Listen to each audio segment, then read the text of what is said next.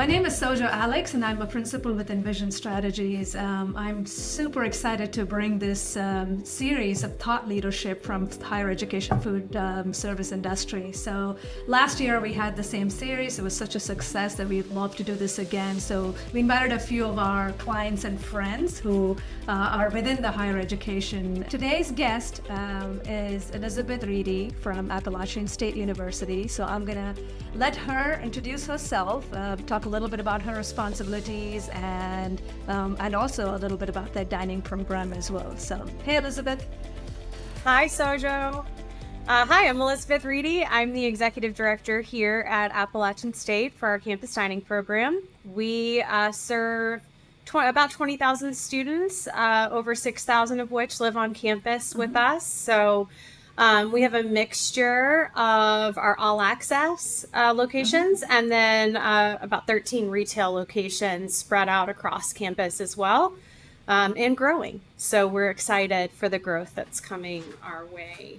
So Elizabeth, you just, at least based on what I know about your campus, you were all retail and literally just became residential or started having residential dining halls, what, a year or two ago? How many do you have on campus?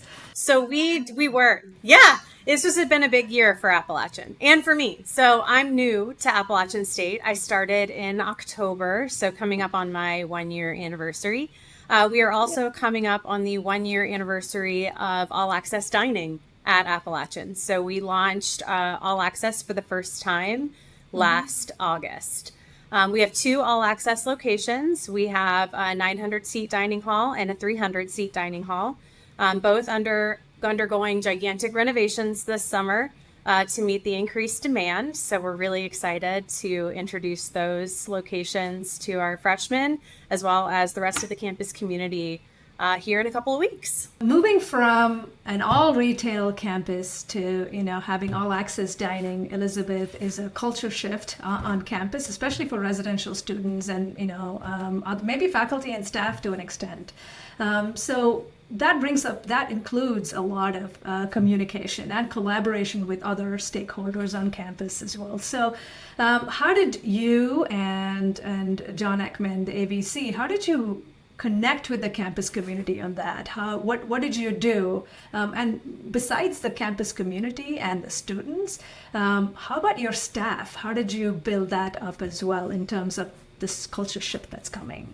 Yeah, so I think a lot of that legwork was done on the front end. And to be clear, this was a change that was made in conjunction with the entire campus community. I think Boone is a smaller community of which Appalachian makes up a huge part.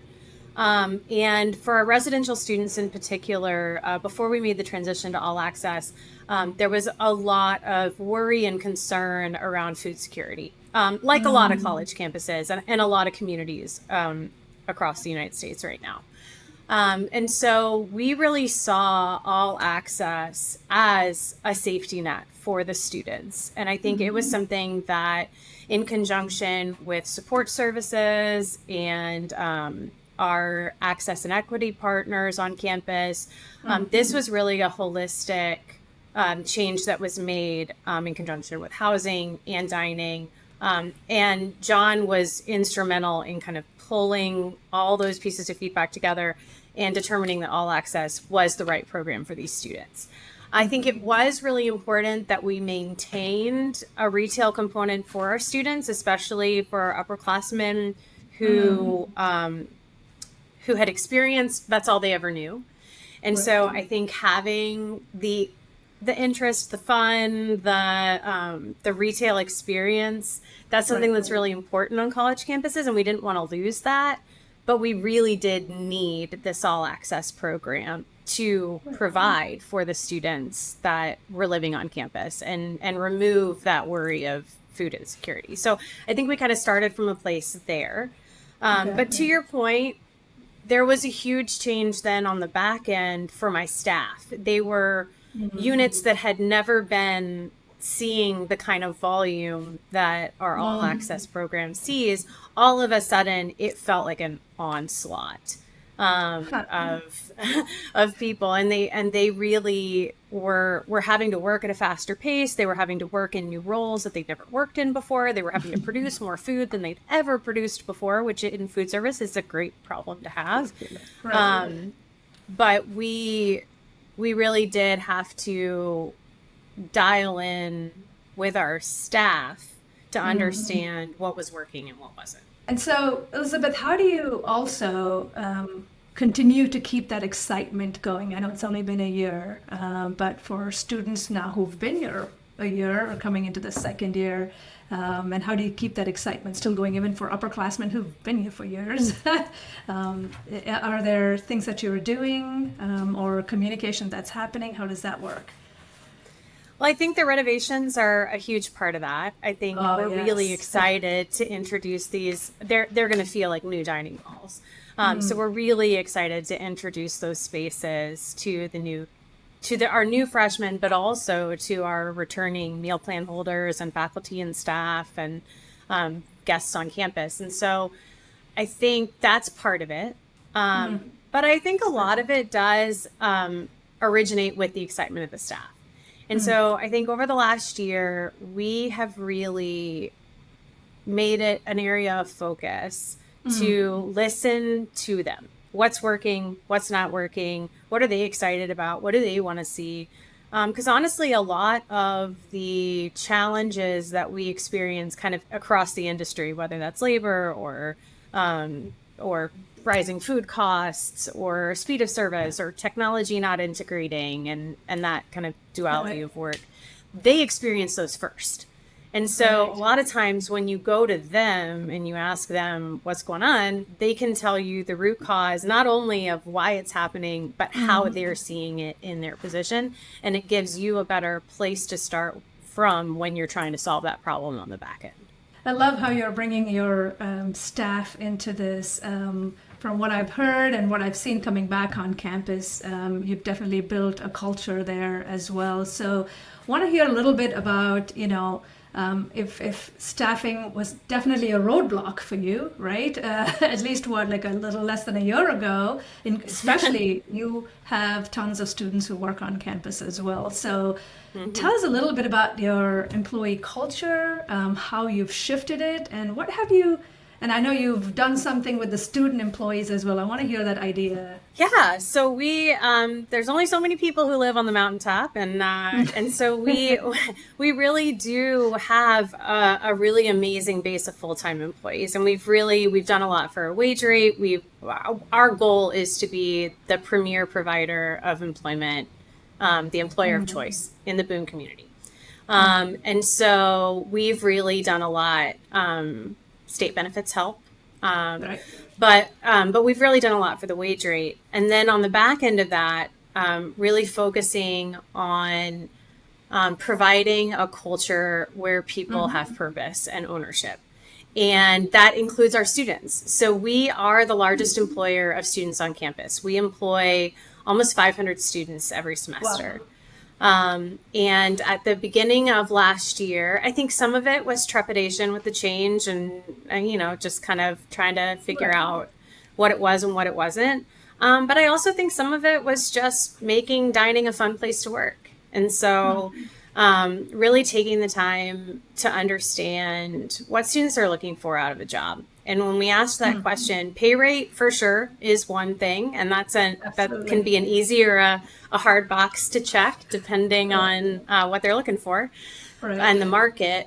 But the other thing that they were looking for was flexibility, and so they really were looking for the ability to build their schedule around their classes. They did not want their classes or their work schedule to conflict with their social priorities, and you can't blame them for that. And so I think we really leaned into that because we are, especially in the all access model, we're providing food service consistently from 7 o'clock in the morning until 10 o'clock or 11 o'clock at night, depending on the unit. And so we have hours from, 4 a.m. in the bake shop, starting cookies and dips for the day, all the way until midnight, cleaning up and getting out of there. And so we really do have something for everybody. And so we decided to really lean into that. And if you could work 2 hours, go to class, come back for 2 hours, that's 2 hours of labor that we didn't have during periods when students weren't in class. And so they're eating with us. And so we found that to be really, really helpful. And I think there was some resistance up front to that because it is a more complex schedule to manage for our leaders. But helping them see the benefit on the back end that, one, your students are happier because they're working when they want to work. And two, your managers are happy because they have people when they need them and they don't have them when they don't need them. So. Right. So you were fully staffed in spring this year, spring 2023, or? Yep. So when we first started, when I first started in October, we were at about a little over 60% staffed between full-time and part-time, and then our student employees. And we ended the spring semester actually a touch flush. So we ended the spring semester with labor to spare. That's amazing. And what does fall look like for you? We actually, for the first time, had over 60% of our students reclaim their shifts with us. So we're going into the fall semester with over half of our student employees already hired, ready to start day one. So that is really exciting for me and for my leaders.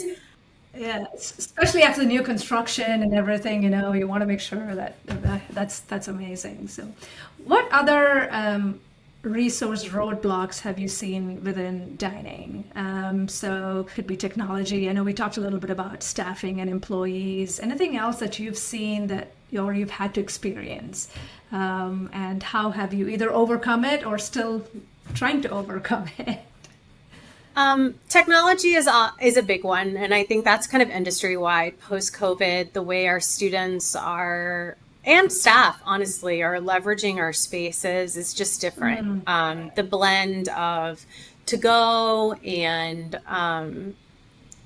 just mobile credentialing, how students look to initially navigate what's intuitive for them, and then how we marry that with how our staff wants information, needs information.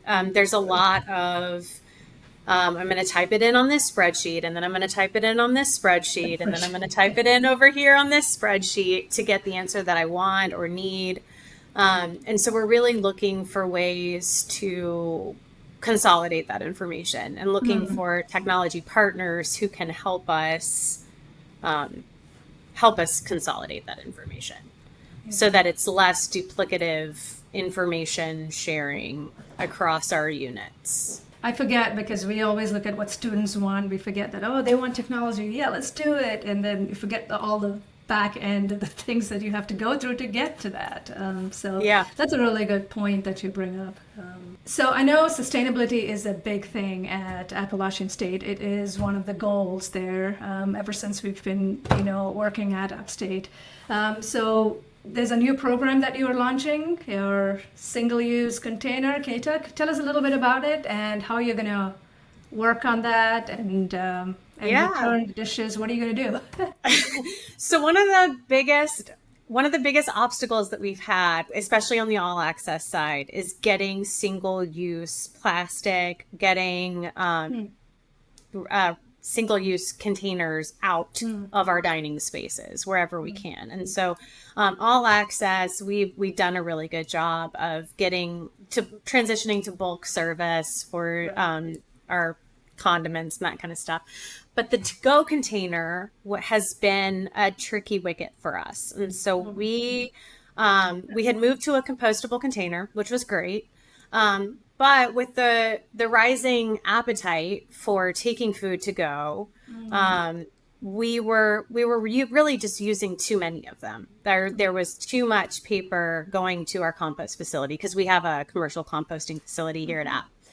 And so we've been trying to get that compostable paper out of our all access stream. And so we had a company come to us that offers a reusable to-go container. So essentially the student can check it out like a library book, and then they can return it at their leisure. And there were two things that this did for us that I really loved. One was that it allowed us to offer a to-go program free of cost to the student. I really didn't want to pass an additional to-go program cost. So it's just one swipe, and then they get their meal to go? They just enroll in the program, and then they can take a to-go container with their swipe. So their swipe to access is the same swipe that gives them that initial container. And so there's no additional cost to the student. And that was huge because we are looking to make our program as affordable as possible. Affordability is a huge priority for us here. And so, so that was one. And then the other thing is that it allows the student to track their personal sustainability contribution. So it will show them over the course of the life of their participation in the program, what have they diverted from the landfill? How much water have they saved in the production of paper to-go containers? And then just straight one for one, how many to-go containers have they used? So they can kind of see their personal impact. And that was really cool to us. We thought letting students see their impact was big. And then on the back end for us, it allows us to track it. It allows us to know what inventory are we moving through, how many people are checking them out, how many people are returning them. And so overall, it checked a lot of boxes for us. So we're really excited to bring it on campus this fall. How exciting, because I never thought about, myself making a contribution, and that makes a difference for sure. Every time you go to the airport and you refill your water bottle, you see the number, I'm like, oh wow, look at that, so that itself is exciting. So it's like their own personal little water counter. Exactly. Well, Elizabeth, this was great. Thank you so much for spending some time with us today to talk a little bit about you and the program at Appalachian State. I cannot wait for fall to see the new dining halls that you're going to open up, and also every other initiative that you've got out there. So it's very exciting for you and for fall. So now if our clients and friends would like to reach out to you, what's the best way? Where do they go to learn more about your dining program? So you can find our dining program at dining.appstate.edu, and my office number and my email is on there. So I'd love to hear from you guys. I'm still getting connected. So genuinely, I would love to hear. Great. Thank you, Elizabeth. Thank you. Thanks.